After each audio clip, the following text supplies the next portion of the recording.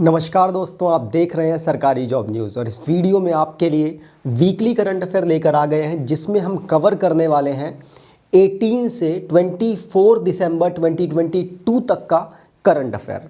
इसमें अलग अलग टॉपिक वाइज हमने करंट अफेयर को डिवाइड किया है। साथ साथ यहाँ पर स्टैटिक जीके का जो पोर्शन है उसको ज़्यादा कर दिया है, जिससे कि आपको ऑलमोस्ट क्वेश्चन के आसपास की जो भी इंफॉर्मेशन है वो मिल जाए।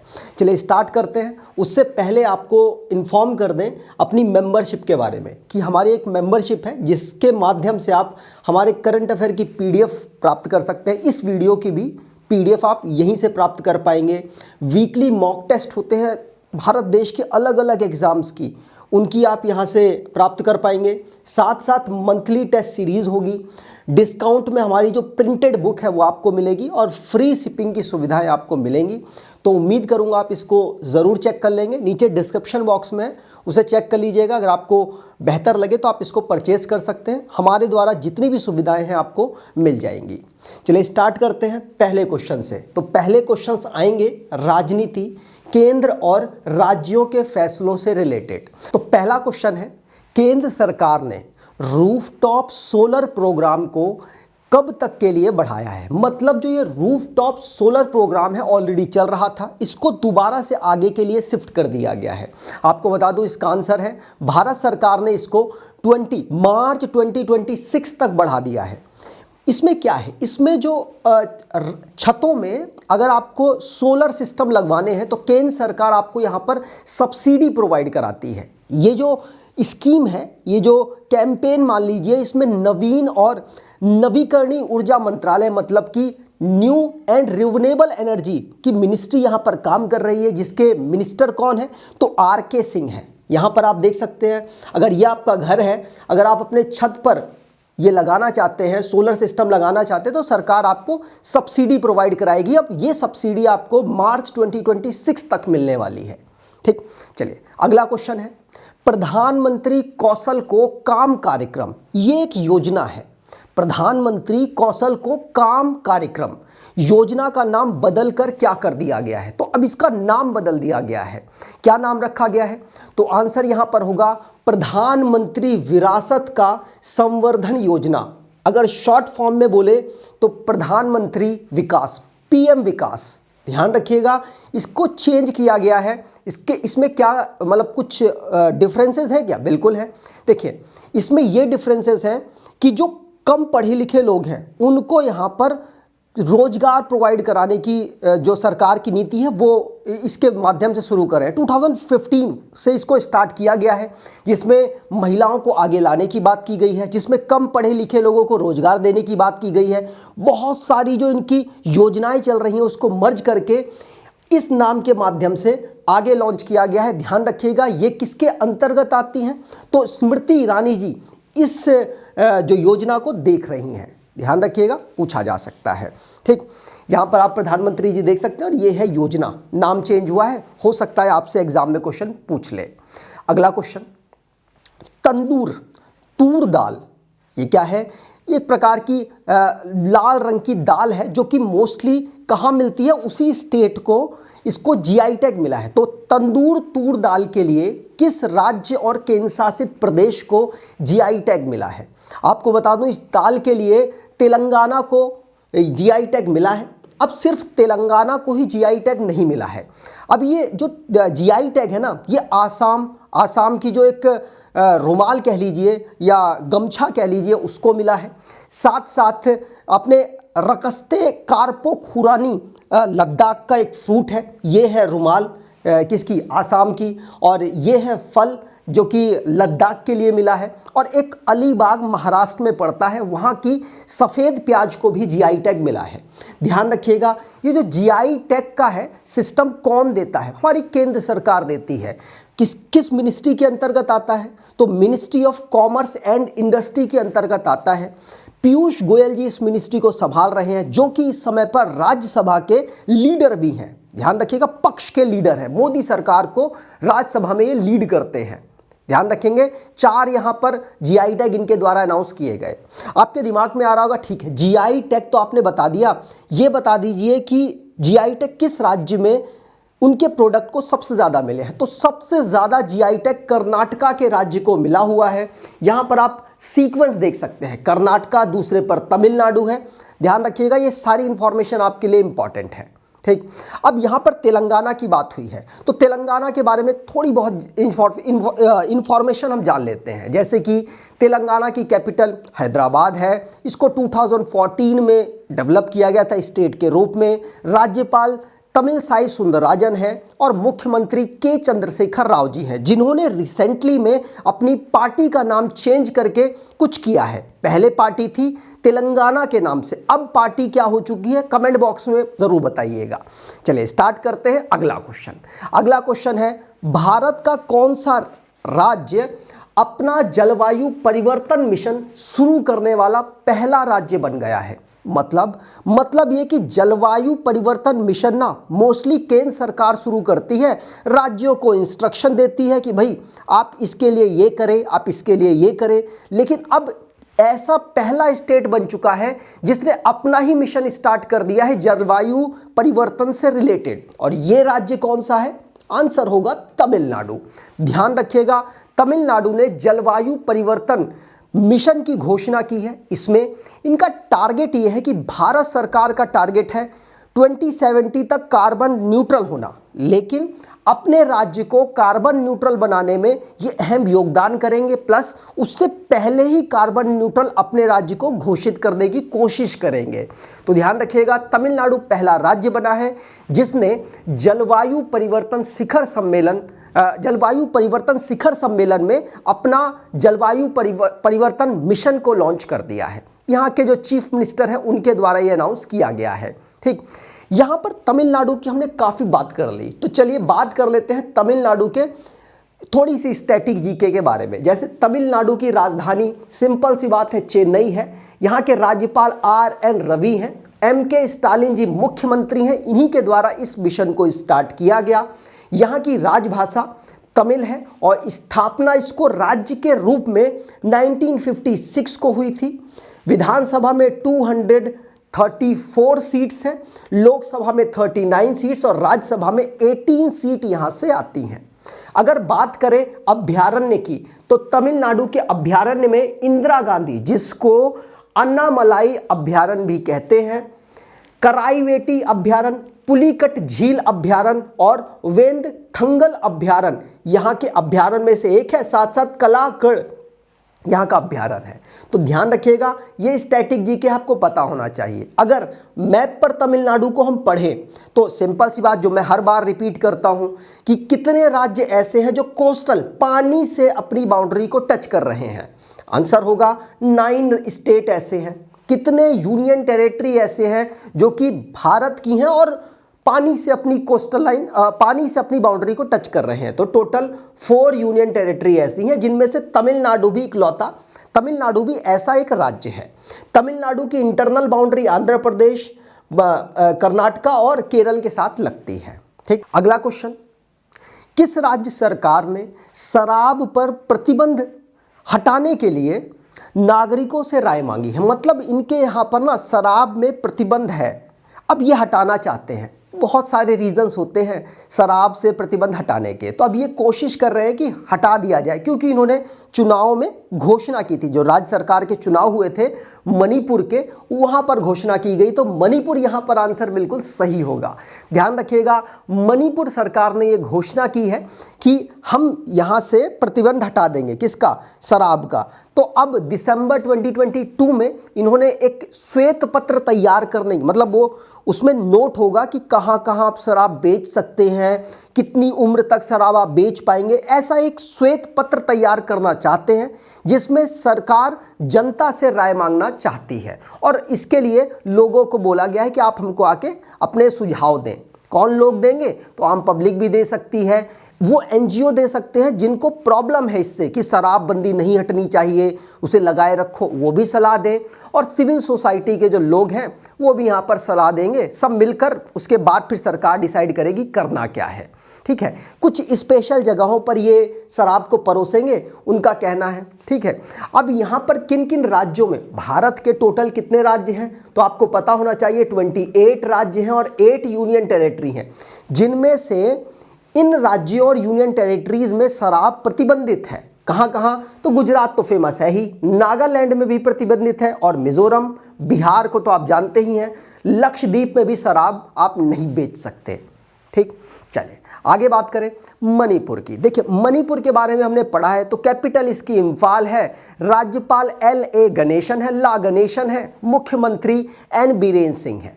मणिपुर म्यांमार से बाउंड्री टच करता है, म्यांमार भारत के 4 राज्यों से बाउंड्री टच करता है, उसमें मणिपुर भी एक है। ठीक, चलिए अब यहां से क्वेश्चन आएगा कोरोना वायरस से रिलेटेड। तो कोरोना वायरस से रिलेटेड एक क्वेश्चन बना है, वो आपको यहां पर डिस्कस कर देते हैं। क्या है, कोविड-19 के किस वेरिएंट से चीन में हाहाकार मच गया है? सिंपल सी बात है, 1989 के बाद दोबारा से लोगों ने विद्रोह कर दिया सरकार के खिलाफ, तो हाहाकार तो मचा ही हुआ है और सरकार ने वहां पर पूर्ण मतलब लॉकडाउन घोषित किया हुआ है, जिसकी वजह से ये सब काम हो रहे हैं। जो लोग हैं सरकार के खिलाफ बोल रहे हैं, तो हाहाकार मचा हुआ है और पूरी दुनिया टेंशन में आ गई है। भारत भी इनमें से एक है, भारत भी टेंशन में है, इसीलिए इस क्वेश्चन को लाया गया है। तो कौन सा वेरिएंट है? ओमिक्रॉन का एक वेरिएंट है जिसका नाम है BF7। क्या BF7 वेरिएंट है ओमिक्रॉन का, जिससे चीन में तो हाहाकार मचा हुआ है, दुनिया भी इससे काफ़ी डरी हुई है, भारत भी उनमें से एक है। आपने सुन भी लिया होगा बहुत सारी इंफॉर्मेशन। अगले क्वेश्चन आएंगे हमारे नियुक्ति से रिलेटेड। भारत की आप कंडीशन देख सकते हैं, नियुक्ति से रिलेटेड क्वेश्चन आएंगे। पहला ही क्वेश्चन मोस्ट इंपॉर्टेंट है, यकीन मानिए आपके एग्जाम में पूछा जाएगा। भारतीय मूल के लियो वडारकर दूसरी बार किस देश के प्रधानमंत्री बने? तो Leo Varadkar of Indian origin become the prime minister of which country for the second time? Second time ये प्राइम मिनिस्टर वहां के बने हैं। वो देश है कौन? आयरलैंड। आयरलैंड में ये प्रधानमंत्री बने हैं। ध्यान रखिएगा, ये पर्सन है, अपने आप को इन्होंने 2013 में गे घोषित कर दिया था, बोला था कि मैं समलैंगिक हूं, और आयरलैंड में तभी से 2013 से ही जो समलैंगिक विवाह है उसको अलाउ कर दिया था। तो ध्यान रखिएगा, समलैंगिक मतलब गे प्रधानमंत्री बने हैं वहां के। इंपॉर्टेंट है, पूछे जा सकते हैं। भारत के जो लोग हैं ना, प्रधानमंत्री दूसरे देशों में काफ़ी बने हैं। यूरोप की सिर्फ बात करें तो यूरोप में 3 देश ऐसे हैं जहां पर भारत के प्रधानमंत्री हैं। कौन कौन? तो यहां पर आप तीनों के दर्शन कर सकते हैं। यूके के प्राइम मिनिस्टर ऋषि सुनक बहुत ज़्यादा चर्चाओं में रहने वाले, साथ साथ पुर्तगाल के एंटोनियो कोस्टा, ये भी भारतीय मूल के हैं और इनके बारे में अभी आपने पढ़ा। आयरलैंड के प्रधानमंत्री लियो वराडकर बने हैं। आपको बता दूं, पहली बार ये कब प्रधानमंत्री बने थे? तो 2017 में पहली बार ये प्रधानमंत्री बने थे। इनके पिताजी भारत के महाराष्ट्र से बिलोंग करते थे, इसीलिए इनका लिंक है और आते जाते रहते हैं। अभी कुछ टाइम पहले ही आए थे, इसीलिए इंपॉर्टेंट है। अब ये आयरलैंड के प्रधानमंत्री बने हैं, तो आयरलैंड की कैपिटल क्या है? डबलिन। आयरलैंड के राष्ट्रपति कौन है? तो माइकल डी हिर्गिस, और वहाँ की मुद्रा यूरो है। ठीक, अगला क्वेश्चन। अब अगले क्वेश्चन आएंगे आपके लिए डिफेंस से रिलेटेड। तो डिफेंस से रिलेटेड में पहला क्वेश्चन है आपके लिए, डीआरडीओ ने इंटर कॉन्टिनेंटल बैलिस्टिक मिसाइल अग्नि 5, आपने सुना होगा, 5000 किलोमीटर तक ये मार कर सकती है, टेस्ट भी हो चुका है। तो अग्नि 5 की मारक क्षमता 5000 किलोमीटर से बढ़ाकर कितनी कर दी गई? मतलब 5000 तो पहले करती थी, अब दोबारा से डीआरडीओ ने इसमें कुछ चेंजेस किए। चेंजेस के बाद 5000 से ज़्यादा का टेस्ट किया है। तो आपको बता दूं, टेस्ट तो 5000, टेस्ट तो जो आंसर बोलूँगा उतने का नहीं हुआ, टेस्ट हुआ है 5400 किलोमीटर का लगभग।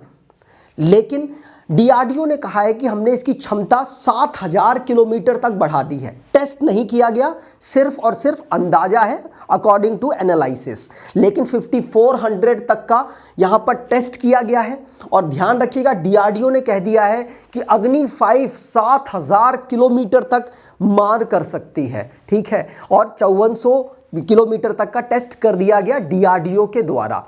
ध्यान रखिएगा, क्या चेंजेस क्या किए गए? भाई कुछ नहीं किए गए। इसमें जो स्टील लगा हुआ है ना, उसको हटा दिया गया, उसकी जगह कंपोजिट मटेरियल लगा दिया गया है। थोड़ा हल्का होता है स्टील के मुकाबले, तो वजन इसका 20% कम हो गया। कितना? 20% कम हो गया। तो डीआरडीओ ने जितना एनालिसिस किया कि 5000 अभी तक हम फेंक रहे थे उतने फ्यूल में, अगर हम उतने ही फ्यूल को दोबारा से यूज करेंगे तो 7000 फेंक देंगे।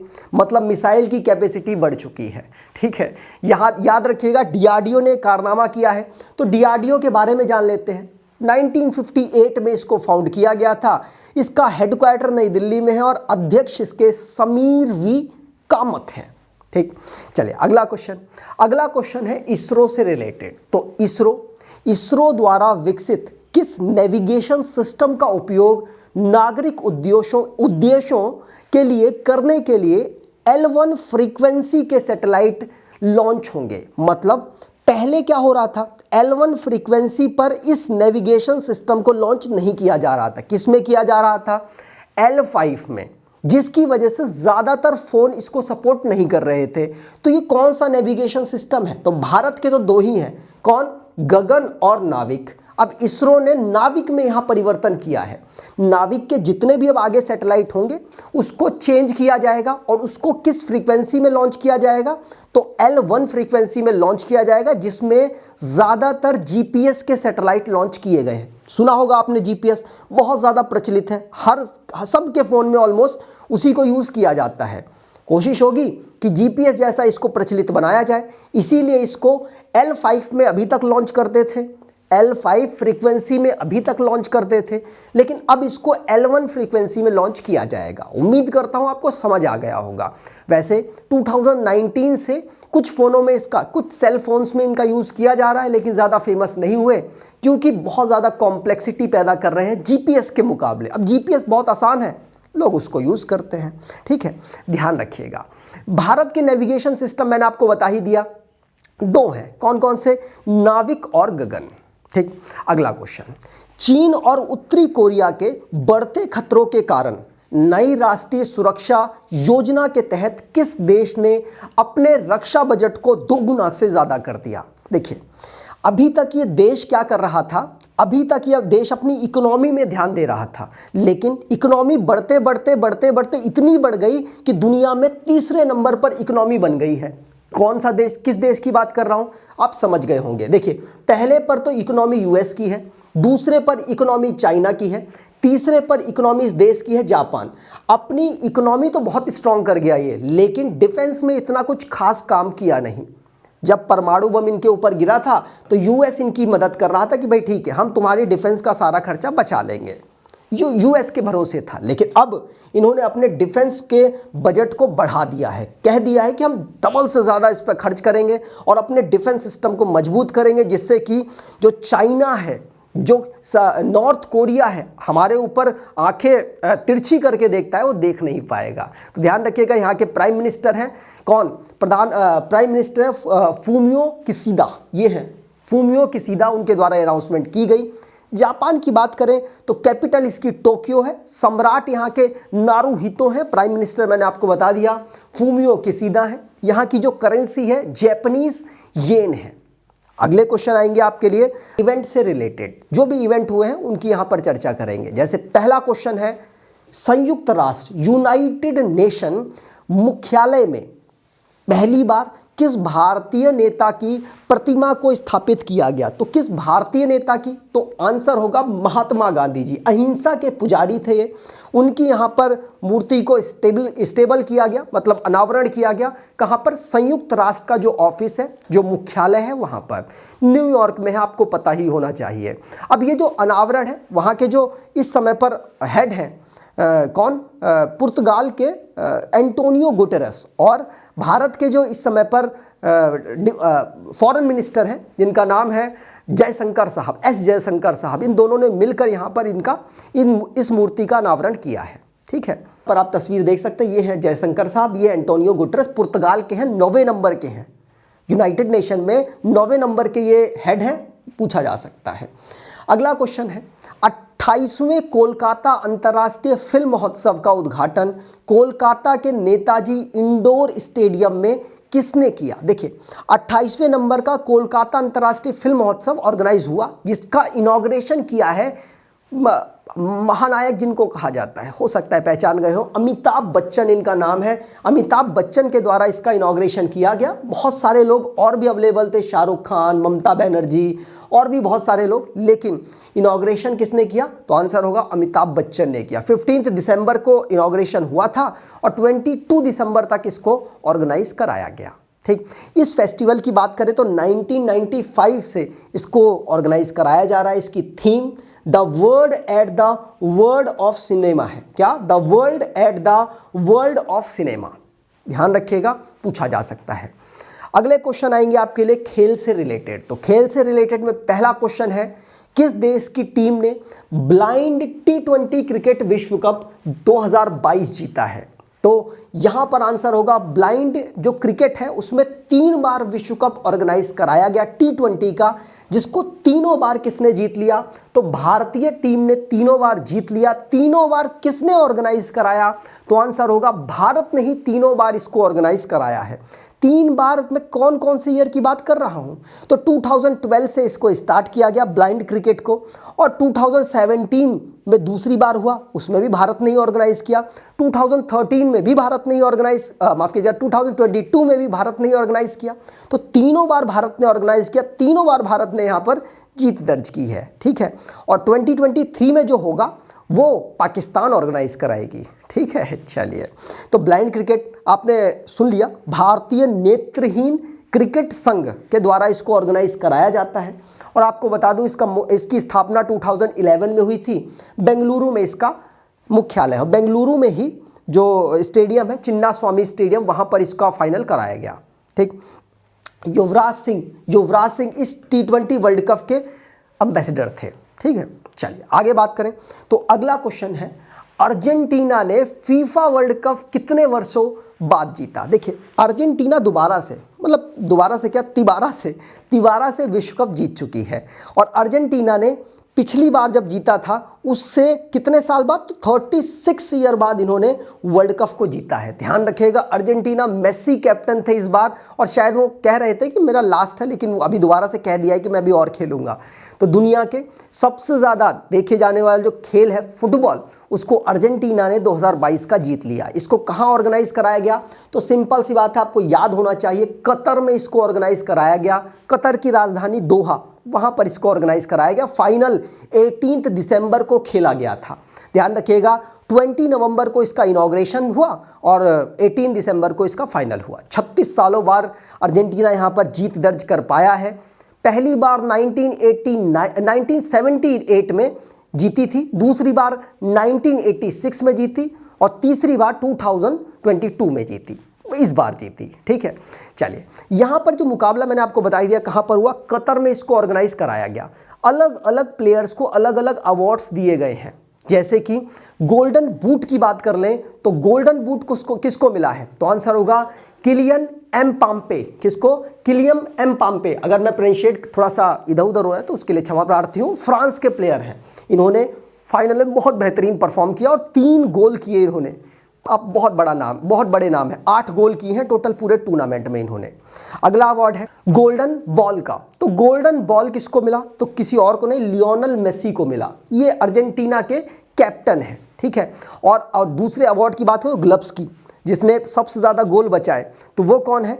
यहाँ पर आप देख सकते हैं अर्जेंटीना के ये प्लेयर हैं एमिलियानो मार्टिनेज, इनको मिला है ग्लव्स का अवार्ड, गोल्डन ग्लव्स का अवार्ड। ध्यान रखिएगा, ये सारे अवार्ड आपसे पूछे जाते हैं। सर्वश्रेष्ठ युवा खिलाड़ी की बात करें तो यहाँ पर आप पीछे देख सकते हैं, ये सर्वश्रेष्ठ यंग प्लेयर का अवार्ड इनको मिला है। इनका नाम है एंजो फर्नांडिस, ये भी अर्जेंटीना से बिलोंग करते हैं। ठीक, अगला क्वेश्चन, ये क्वेश्चन मोस्ट इंपॉर्टेंट है, चर्चाओं में रह रहा है। क्या क्वेश्चन है?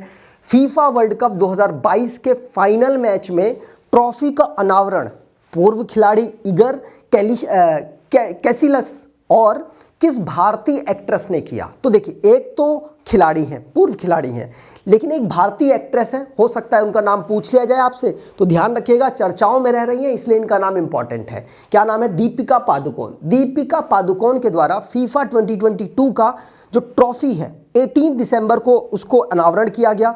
और किसने किया? दीपिका पादुकोण ने किया। बहुत ज़्यादा चर्चाओं में रह रही है, समझ गए होंगे आप क्यों रह रही हैं, ठीक है। तो आप यहाँ पर तस्वीरें देख सकते हैं। यहाँ पर बात की जाए तो फीफा में ना जब एक मस्कट ऑर्गेनाइज कराया जाता है तो मस्कट कौन सा है? तो देखिए, मस्कट है लाइव। कौन सा? लाइव मस्कट है, कुछ इस प्रकार का दिखता है। ये फीफा का मस्कट था इस बार का। 2026 में 4 साल बाद होगा अब वर्ल्ड कप। कहाँ पर होगा? कनाडा, मैक्सिको और यूएसए में। कहाँ पर? कनाडा, मैक्सिको और यूएसए में। अगला क्वेश्चन है, वर्ल्ड कप, पुरुष वर्ल्ड कप 2023 के लिए हॉकी इंडिया का आधिकारिक साझेदार किस कंपनी को बनाया गया? तो पुरुष जो हॉकी है उसके लिए आधिकारिक पार्टनर बनाया गया है किसको? टाटा स्टील को। किसको? टाटा स्टील को। ध्यान रखिएगा, जो इंटरनेशनल हॉकी फेडरेशन के द्वारा वर्ल्ड कप ऑर्गेनाइज कराया जाएगा उसको उड़ीसा में 2023 में कराया जाएगा। भारत के द्वारा ऑर्गेनाइज होगा, सिंपल सी बात है। और इसमें भारतीय टीम को कौन पार्टनर के रूप में काम करेंगी? तो टाटा स्टील यहां पर काम करने वाला है, ठीक है। ध्यान रखिएगा, पूछा जा सकता है, आपको पता होना चाहिए। अब अगर यहां पर थोड़ा इसकी पुरुष हॉकी विश्व कप की बात करें तो 1971 में पहला संस्करण हुआ, पाकिस्तान जीत गया। पाकिस्तान अभी तक इस हॉकी विश्व कप को सबसे ज़्यादा बार जीता है। भारत भी एक बार जीता है। भारत इसको कब जीता? तो 1975 में भारत इसको जीता है। लास्ट टाइम 2018 में भी भारत में ही हुआ था, तो उसे बेल्जियम ने जीत लिया था। अगर इस हॉकी विश्व कप की बात करें तो भारत में 4 बार ऑर्गेनाइज हो चुका है, 1982 में, 2010 में, 2018 में और अब 2013 में भी भारत में ही होगा। अगला क्वेश्चन, अगले क्वेश्चन आएंगे आपके लिए अवार्ड से रिलेटेड। तो अवार्ड से रिलेटेड में पहला क्वेश्चन है, किस पूर्व उपराष्ट्रपति को सार्वजनिक नेतृत्व के लिए 25वां श्री चंद्रशेखर सरस्वती राष्ट्रीय श्रेष्ठता पुरस्कार से सम्मानित किया गया है? तो कौन है ये? आंसर होगा भारत के 13th नंबर के वाइस प्रेसिडेंट हैं जिनका नाम है एम वेंकैया नायडू। ध्यान रखिएगा, इनको यहां पर दिया गया है सीज से सम्मानित। सीज का मतलब चंद्रशेखर सरस्वती राष्ट्रीय श्रेष्ठता पुरस्कार। किस कैटेगरी में? तो सार्वजनिक नेतृत्व की कैटेगरी में। यहां पर आप इनको देख सकते हैं अवार्ड देते हुए, ठीक है। चलिए, अगला क्वेश्चन है, अगला पेटा से क्वेश्चन है और ये क्वेश्चन आपसे पूछ लिया जाता है। ध्यान रखिएगा, पेटा का क्वेश्चन क्या है कि पेटा इंडिया ने वर्ष 2022 के लिए पर्सन ऑफ द ईयर के खिताब से किसे सम्मानित किया? तो पर्सन ऑफ द ईयर के खिताब से सम्मानित किया है किसको? सोनाक्षी सिन्हा को। 2021 में आलिया भट्ट को किया था, इस बार सोनाक्षी सिन्हा को किया है। क्यों किया है? क्योंकि जानवरों की खाल से ना बहुत सारे फैशन के प्रोडक्ट बनाए जाते हैं। अब फैशन के प्रोडक्ट के खिलाफ इन्होंने काम किया, कैंपेन में साथ दिया और साथ साथ उसके विरोध में एक खून से लथपथ बैग, जो बहुत फैशनेबल बैग था, उसको लहराया था इन्होंने। अपने आईडी वगैरह में इन्होंने डाल भी रखा है।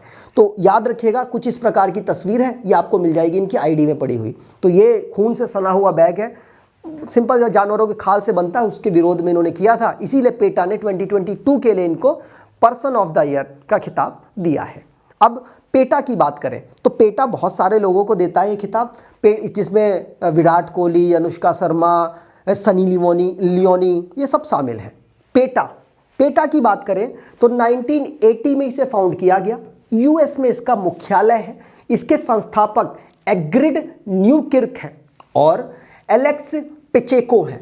अध्यक्ष इस समय पर जो इग्रिड है यही है, ठीक है। ध्यान रखिएगा, पेटा जानवरों के बचाव के लिए काम करता है, अलग अलग कैंपेन्स करता है, उसी में ये लोगों को खिताब दे देता है। अगले क्वेश्चन आएंगे इंडेक्स सूचकांक से रिलेटेड। पहला क्वेश्चन है, सामाजिक प्रगति सूचकांक 2022 में किस राज्य अथवा केंद्र शासित प्रदेश ने पहला स्थान हासिल किया? देखिए, दोनों मैंने क्यों लगा दिए, अथवा राज्य और केंद्र शासित अलग अलग हो सकता है। देखिए, राज्य और केंद्र शासित प्रदेश दोनों को मिलाकर रिपोर्ट बनाई गई, तो उसमें चुने गए हैं इनको, ठीक है। तो राज्य और केंद्र शासित सबको मिलाया गया 36 हमारे राज्य और स्टेट है, उनको यहाँ पर इंक्लूड किया गया है। तो पहले ही रैंक यहाँ पर मिली है पुडुचेरी को। किसको? पुडुचेरी को। ध्यान रखिएगा, सी ऑप्शन यहाँ पर बिल्कुल सही होगा।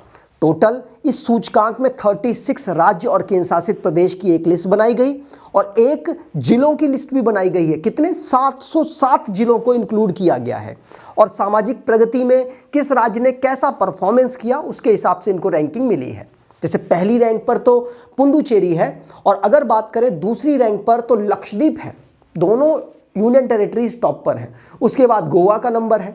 सबसे खराब परफॉर्मेंस में एज यूजुअल आप देख सकते हैं झारखंड सबसे खराब पर टॉप पर है, बिहार दूसरे पर है और असम तीसरे पर है।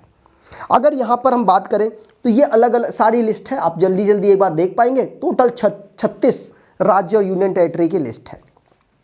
बात करें अगर जिलों की, तो जिलों में सबसे बेहतरीन परफॉर्मेंस किसने किया है? तो मिजोरम का आइजोल जिला है, उसने सबसे बेहतरीन परफॉर्मेंस किया। दूसरे पर सोलन हिमाचल प्रदेश का और शिमला तीसरे नंबर पर परफॉर्म करने में है, ठीक है। इसमें क्या चेक किया गया? तो सिंपल सी बात आप समझ सकते हैं, लोगों को अपने स्टेट या फिर जिले में रहने में कितनी बराबरी का हक मिल रहा है, स्वच्छ जल मिल रहा है, व्यक्तिगत सुरक्षा मिल रही है, मेडिकल जैसी सुविधाएं उनको मिल रही हैं, पर्यावरण कैसा है, अच्छा है, खराब है, कैसा है ना, और व्यक्तिगत अधिकार कैसे हैं, ये सब चीज़ें के आधार पर इसको बनाया गया है।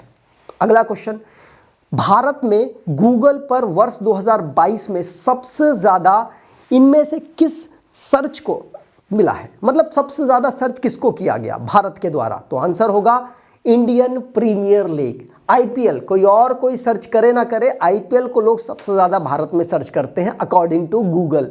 सारी कैटेगरीज में बात करें तो यही सबसे नंबर 1 पर है। यहाँ पर वैसे पूरी लिस्ट लगाई हुई है, सारी कैटेगरी में बात करें तो सारी कैटेगरी में किसने किया है? आईपीएल ने। इन कैटेगरीज में लिस्ट जारी की है गूगल ने। अब उसमें अगर आप चेक करें तो सारी कैटेगरी में आईपीएल, उसके बाद कोविन और फिर फीफा। और अगर बात करें फिल्मों की कैटेगरी में तो ब्रह्मास्त्र ये पहले नंबर पर है, फिर केजीएफ और उसके बाद कश्मीरी फाइल्स। उसके बाद गेम्स की बात करें तो दोबारा से आईपीएल नंबर 1 पर। और अगर किसी पर्सन की बात करें तो सबसे टॉप पर रही है नुपुर शर्मा जी। जानते होंगे बीजेपी की नेता, भाषण दे गई थी कुछ भी। चलिए व्हाट इज की बात करें, मतलब क्या है, तो अग्निपथ के बारे में, जो अग्निपथ स्कीम भारत सरकार ने लॉन्च की उसके बारे में ज़्यादातर लोगों ने सर्च किया कि व्हाट इज़ अग्निपथ स्कीम, ठीक है। चलिए अगला है न्यूज़ इवेंट की बात करें तो सबसे ज़्यादा कवर किया गया है, सबसे ज़्यादा इनको सर्च किया गया है। लता मंगेशकर है ये, भारत रत्न इनको मिला था, स्वर कोकिला के नाम से आप जानते हैं, बहुत ज़्यादा प्रचलित है, ध्यान रखिएगा। अगला क्वेश्चन है हाउ टू की कैटेगरी में टीकाकरण का जो सर्टिफिकेट है कैसे प्राप्त करें, ये लोगों ने सर्च किया। नियर मी, मेरे पास क्या है, इसको सबसे ज़्यादा कोविड वैक्सीन नियर मी, इसको सर्च किया लोगों ने। और रेसिपी, कोरोना वायरस था, लोग बिजी थे खाना बनाने में, उसमें सबसे ज़्यादा पनीर पसंदा को लोगों ने बनाया है। अलग सा कुछ नाम है इसलिए लोगों ने ज़्यादा सर्च कर दिया होगा। चलिए अगले क्वेश्चन की बात करें तो अगला क्वेश्चन है हुरून ग्लोबल 500 कंपनी की लिस्ट 2022 के अनुसार दुनिया की सबसे मूल्यवान कंपनी कौन सी है? तो हुरून ग्लोबल 500 कंपनियों की लिस्ट में दुनिया की बात करें तो कोई और नहीं, एप्पल है। एप्पल सबसे नंबर 1 पर है मूल्यवान कंपनी के रूप में। ध्यान रखिएगा, एप्पल के बाद अगर बात की जाए दुनिया में पैसों में, मतलब मूल्यवान कंपनी के रूप में, तो माइक्रोसॉफ्ट है, उसके बाद अल्फ़ाबेट है और अमेज़न है। लिस्ट वैसे लगा रखी है, आप यहाँ पर देख पाएंगे, ठीक है। चलिए यहाँ पर भारत की बात कर ले तो भारत की रिलायंस इंडस्ट्रीज़ यहाँ पर टॉप पोजीशन पर है। कौन? रिलायंस इंडस्ट्रीज़, ध्यान रखिएगा, वो टॉप पोजीशन पर है। दूसरे पर बात करें तो टीसीएस है और तीसरे पर एचडीएफसी बैंक है। तो विदेश से रिलेटेड क्वेश्चन आएंगे, जैसे कि पहला क्वेश्चन है किस देश की राजधानी में वर्ष 2025 के बाद बनने वाले नए घरों के लिए सोलर पैनल अनिवार्य कर दिया गया है? सभी घरों के लिए नहीं किया गया, कुछ लिमिटेशन है। लिमिटेशन का मतलब इतना घर होना चाहिए, मतलब 2000 वर्ग मीटर का अगर आपका घर है तो आपको सोलर पैनल लगाना पड़ेगा इस देश की राजधानी में। आंसर है जापान की राजधानी टोक्यो में। यह बोला गया है कि अगर आपका घर 2000 वर्ग मीटर का है तो आपको सोलर पैनल लगाना पड़ेगा। अगला क्वेश्चन है आपके लिए, तो अपने देश मतलब किस देश ने अपने युवाओं के लिए देश में सरकार ने मुफ्त में कॉन्डम उपलब्ध कराया है। तो कॉन्डम उपलब्ध कराने की जो फैसला लिया है, ये लिया है किसने? आंसर होगा ये फ्रांस के द्वारा लिया गया है। रीजन क्या है? अनवांटेड प्रेगनेंसी और सेक्सुअल ट्रांसमिटेड डिसीज जो हो रही हैं उनको रोकने के लिए ऐसा किया गया है। आपकी उम्र 18 से 25 होगी तो आप इसका फ़ायदा उठा पाएंगे फ्रांस में। ध्यान रखिएगा, इमैनुअल मैक्रोन यहाँ के प्रेसिडेंट हैं, उनके द्वारा ये अनाउंसमेंट की गई कि हम 18 से 25 साल के जो लोग हैं उनको ये देंगे फ्री में। कब से देंगे? 1 जनवरी 2023 से ये फ्री में मिलने वाला है। बात करें फ्रांस की तो पेरिस यहाँ की कैपिटल है। मुद्रा की बात करें तो यूरो है। राष्ट्रपति ये पर्सन है इमैनुअल मैक्रोन। प्रधानमंत्री एलिजाबेथ बोर्न है। अगला क्वेश्चन, किस पड़ोसी देश ने विश्वविद्यालयों में महिलाओं के प्रवेश पर प्रतिबंध लगा दिया है? तो महिलाओं के प्रवेश पर प्रतिबंध किसने लगाया है? कोई और नहीं, अफगानिस्तान। तालिबानियों का शासन यहाँ चल रहा है, उनके द्वारा बहुत सारे प्रतिबंध महिलाओं के ऊपर लगाए गए। उनमें से एक ये भी है कि अब स्कूल और यूनिवर्सिटीज़ में इनका प्रतिबंध लगा दिया गया। पर अफगानिस्तान की बात करें तो अफगानिस्तान के डिप्टी प्राइम मिनिस्टर हैं अब्दुल गनी बरादर। राजधानी काबुल है और मुद्रा वहाँ की अफगानी है। ठीक। भारत के पड़ोसी देशों की बात करें तो भारत के पड़ोसी देशों में अफगानिस्तान भी एक आपको यहाँ पर दिख रहा होगा। टोटल 106 किलोमीटर की बाउंड्री इनसे टच होती है। ध्यान रखिएगा, सबसे लंबी बाउंड्री की बात करें तो बांग्लादेश के साथ टच होती है। कितनी? तो 4096 किलोमीटर की। ध्यान रखिएगा, अगर अफगानिस्तान की बात करें तो आप यहाँ देख भी पाएंगे कि लद्दाख के साथ इनकी बाउंड्री टच होती है। और भी दूसरे देश हैं जिसमें से बांग्लादेश तो सबसे बड़ी बाउंड्री टच कर ही रहा है। और दूसरे नंबर पर अगर बात की जाए तो सबसे बड़ी बाउंड्री टच होती है किसके? चाइना के साथ। भारत की चाइना के साथ 3488 किलोमीटर की बाउंड्री टच होती है। तीसरे पर पाकिस्तान है, फिर नेपाल है, उसके बाद म्यांमार और उसके बाद भूटान का नंबर आता है। अगर आपको ये वीडियो इन्फॉर्मेटिव लगी है तो आपसे अनुरोध करूंगा वीडियो को लाइक कर दीजिएगा, चैनल को सब्सक्राइब कर लीजिएगा और एटलीस्ट अपने कुछ दोस्तों तक वीडियो को शेयर ज़रूर कीजिएगा। धन्यवाद।